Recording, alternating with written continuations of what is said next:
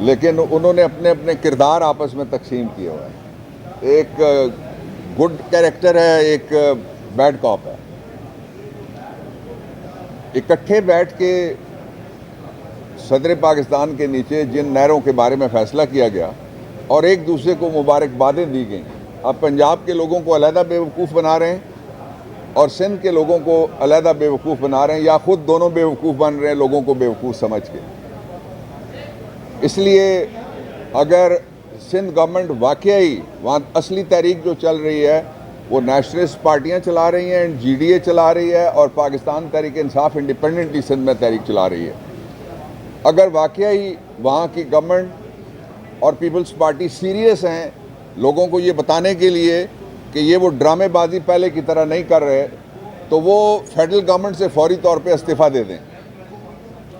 ان میں سے آدھے ہیں وہ کہتے ہیں ہم فیڈرل گورنمنٹ کے ساتھ ہیں. کل ایک صاحب ہیں انہوں نے کہا توبہ توبہ اللہ نہ کرے کہ ہم فیڈرل گورنمنٹ چھوڑ دیں.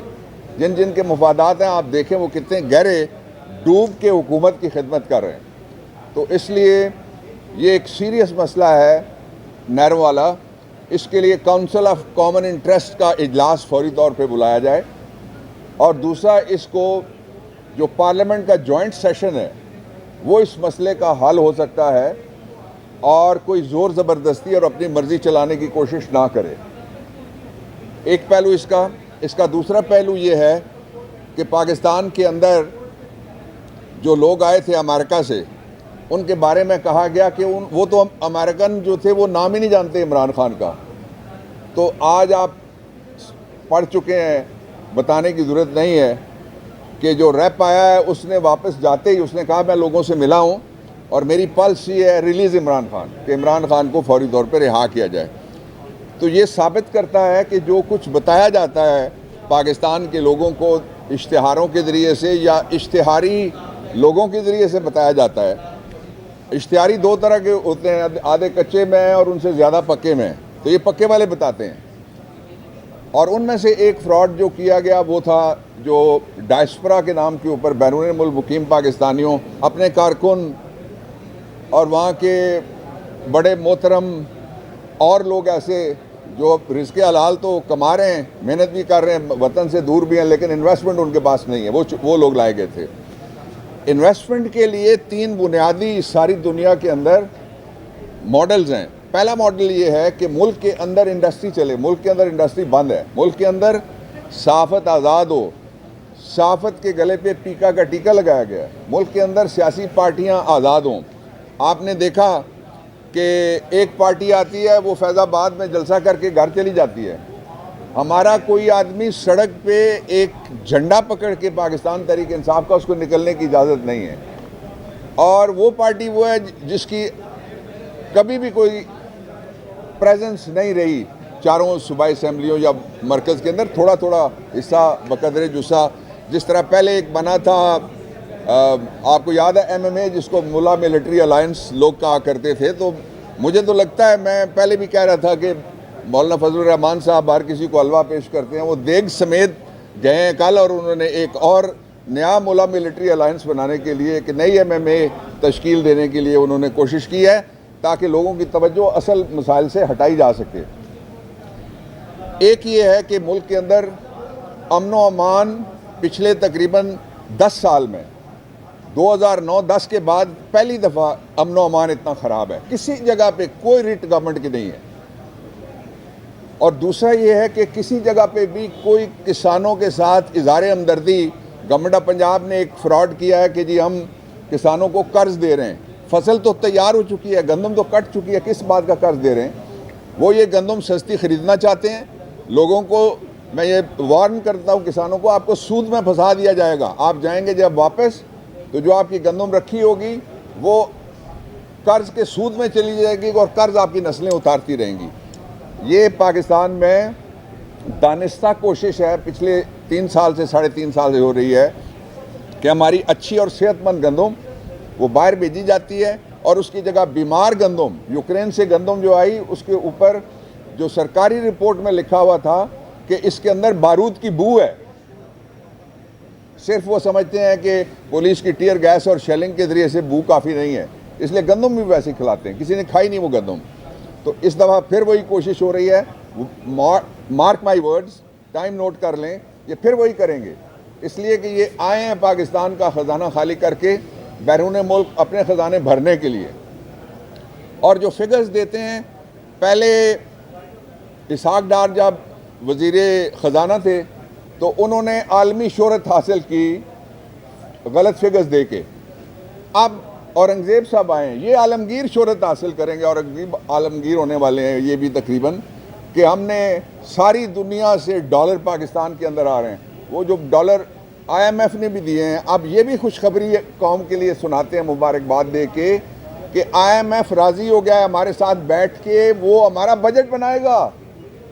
یہ آپ کی وزارت خزانہ کہتی ہے, یہ آپ کے فارم 47 والی گورنمنٹ کہتی ہے. اور تیسرا یہ ہے کہ پاکستان میں عدم استحکام تھا, ہے, اور یہ آگے بڑھانے کی کوشش کریں گے عدم استحکام کو. اور اس وقت یہ آپ کو جتنی بھی ڈرامہ بازی نظر آتی ہے, یہ مختلف عہدوں کے لیے جو بیٹھی ہوئی گورنمنٹ ہے اس کے اندر سے لوگ درخواستیں دیتے رہتے ہیں, اس کو ہٹاؤ مجھے لگا دو, اس کو گھر بھیجو مجھے اس کی جگہ بٹھا دو. اس طرح سے ملک نہ کوئی چلا ہے پہلے, نہ یہ ملک چل سکتا ہے. اس لیے بہت ضروری ہے کہ ملک میں نئے انتخابات کروائے جائیں اور ووٹ ڈالنے والے جیتیں, ووٹ گنتی کرنے والے نہ جیتیں. مشرقی پاکستان کا سانحہ اسی لیے ہوا تھا کہ ووٹ ڈالنے والوں کو ہرایا گیا, ووٹ گنتی کرنے والوں نے اپنی مرضی کی گنتی کر کے. سر جیسے آپ نے کہا کہ اصل مسائل سے توجہ ہٹائی جا رہی ہے, اصل مسائل اس وقت یہی ہیں کہ سپریم کورٹ نے حکم دے دیا ہے کہ جو 9 مئی کے کیسز ہیں 4 مہینے کے اندر ٹرائل اینڈ کا مکمل ہو. عمر ایوب صاحب کی جو سیٹ تھی اس کے اوپر جو سٹے تھا اس کو ختم کر دیا گیا, وہ بھی سیٹ خطرے میں ہے.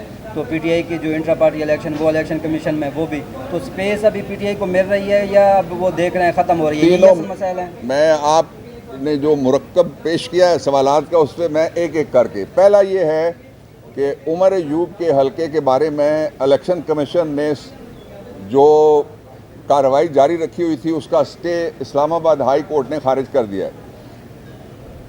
پہلی بات یہ ہے کہ جو سیکشن 9(3) ہے 2017 کے الیکشن ایکٹ کا, اس میں لکھا ہوا ہے کہ جو ہی آ جائے گا گزٹ نوٹیفیکیشن کسی کے ریٹرن کینڈیڈیٹ ہونے کا, یہ کہ الیکشن وہ جیت گیا ہے, اس کے 60 دن کے بعد الیکشن کمیشن کوئی کارروائی نہیں کر سکتا. یہ تو کئی 60 دن گزر گئے, اس لیے الیکشن کمیشن اب سیاست کر سکتا ہے. اور اس کے لیے عمر ایوب صاحب سپریم کورٹ آ رہے ہیں ہائی کورٹ کے فیصلے کے خلاف, اور جو کارروائی الیکشن کمیشن نے جاری رکھی ہوئی ہے وہ ثابت کرتی ہے کہ الیکشن کمیشن غیر جانبدار نہیں جانبدار ہے. آپ کے سامنے درجنوں نہیں سینکڑوں پورے پاکستان سے مقدمے انہوں نے یہ کہہ کے بھیج دیے کہ آپ الیکشن ٹریبونل بن رہے ہیں, آپ وہاں چلے جائیں. ایک بات یہ. دوسرا یہ ہے کہ عمر ایوب کی سیٹ کو کوئی خطرہ نہیں ہے, شہباز شریف کی سیٹ کو تو یقیناً خطرہ ہے, اس لیے کہ وہ اندر سے لگے ہوئے ہیں, جو دوسرے پانی پانی کھیل رہے ہیں وہ ایک دوسرے کے پیچھے. تیسرا, اس نظام میں PTI کی سپیس تو چھوڑ دیں, میڈیا کی سپیس کہاں ہے, وکلا کی سپیس کہاں ہے, ججز کی سپیس کہاں ہے, کسان کی سپیس کہاں ہے, مزدور کی کہاں ہے سپیس, دیہڑی دار کی کہاں ہے. یہ تو کوئی 35 سے 50 بندے ہیں جن کے پاس سپیس ہے ساری کی ساری, اور ان کے پاس پیسے ہیں سارے کے سارے, اور وہی کھا پی رہے ہیں سارے کے سارے. سر نواز شریف نے اپنا سٹے بڑھا دیا پہلے جمعرات کو سننے میں آیا تھا کہ جمعرات کو واپس آ رہے ہیں, تو ابھی انہوں نے کہا جی مزید ٹیسٹ ہونے ہیں, مزید علاج ہوگا, تو انہوں نے اپنا قیام وہاں بڑھا دیا. ان کے ٹیسٹ چونکہ پاکستان میں لوگوں نے کھانا چھوڑ دیے ہیں, وہ سارے برگر جو لنڈن میں ملتے ہیں آزادانہ, اس لیے وہ ٹیسٹ کرنے کے لیے 2 بڑے زبردست برانڈ ہیں, میں نام نہیں لے سکتا, وہ برانڈ جو ہیں وہ انہوں نے آرڈر کیے ہوں گے 2-2 درجن روزانہ کی بنیاد کے اوپر. یہاں ہوتے ہیں تو اچھل کود کر رہے ہوتے ہیں کہ میں بیمار ہوں مجھے باہر بھیجو, باہر جاتے ہیں تو وہاں جا کے ان کے پتہ نہیں کیا کیا خراب ہو جاتے. Don't want to comment on it. اب تو وہ فراڈ کھل گیا ہے, کیا تبصرہ اس پہ کیا جائے. سر آپ نے مسائل بیان کیے ہیں, یہاں پہ کسانوں کے مسائل بیان کیے ہیں, نہروں پہ بات کی ہے, لیکن آپ کی پارٹی اندر سے ٹوٹ رہی ہے, وہ مسائل پہ بات نہیں کر رہی ہے. میں اس پہ تبصرہ کر دیتا ہوں. آپ نے کہا PTI اندر سے ٹوٹ رہی ہے, نہیں ٹوٹے گی. 3.5 سال ہو گئے ہیں, زور لگ گیا ہے, نہ کوئی فارورڈ بلاک بنے گا, نہ کوئی اینٹی عمران پارٹی بنے گی, نہ ہی اس میں سے کوئی عوام کے خلاف جو کھڑا ہوگا, یعنی ول آف دی پیپل کے خلاف, اس کا کوئی مستقبل ہے. اور جو بھی اس طرح کی کوئی گفتگو اگر کوئی کر رہا ہے غیر ذمہ دارانہ تو اس کو احتیاط برتنی چاہیے، اس لیے کہ اس کا ووٹر اس کو دیکھ رہا ہے۔ سر آپ کی خان سے ملاقات ہوئی تھی تو پارٹی کے جو مسائل ہیں وہ ڈسکس کیے تھے آپ نے ان کے ساتھ؟ جی وہ جب بھی ان سے ملاقات ہوتی ہے تو وہ لارجر مسائل ڈسکس کرتے ہیں، وہ اپنی بات بھی نہیں کرتے۔ اور یہ جو پارٹی ہے مسائل ہیں کہاں؟ ہمارا صرف ایک مسئلہ ہے کہ ملک میں جو آمریت ہے اس فارم 47 کی، اس کو ہم ختم کریں۔ اس کے علاوہ پارٹی میں کوئی مسئلہ نہیں ہے۔ کچھ لوگوں کا جو آپس میں شغل میلہ ہے وہ باہر نکل کے نہیں کرنا چاہیے۔ میں نے ہمیشہ اختلافی بات کی ہے، ہر ہفتے ہماری میٹنگ ہوتی ہے، اس میں کرتا ہوں، لیکن پارٹی کے لوگوں کو پارٹی کے اندر گفتگو کرنی چاہیے۔ سر ایک